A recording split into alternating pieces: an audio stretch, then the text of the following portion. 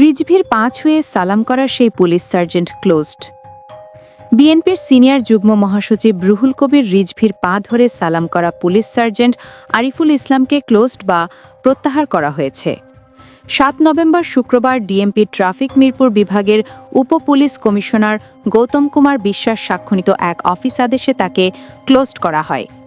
Dhaka traffic Mirpur বিভাগের মিরপুর জোনে কর্মরত ছিলেন পুলিশ সার্জেন্ট মোহাম্মদ আরিফুল ইসলাম।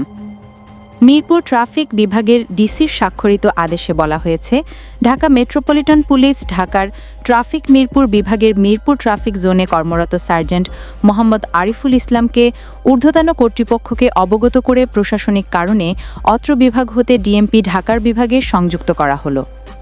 এতে আরও বলা হয়, এই আদেশ অবিলম্বে কার্যকর হবে। এর আগে রাজধানীর ট্রাফিক মিরপুর বিভাগের মিরপুর জোনে কর্মরত ছিলেন ট্রাফিক সার্জেন্ট মোহাম্মদ আরিফুল ইসলাম। দুপুরে বিএনপি সিনিয়র যুগ্ম মহাসচিব রুহুল কবির রিজভী একটি প্রোগ্রাম শেষে গাড়িতে উঠতে গেলে ওই পুলিশ সদস্য তার পা ধরে সালাম করেন। এই ঘটনার একটি ভিডিও সামাজিক যোগাযোগ মাধ্যমে ভাইরাল হয়।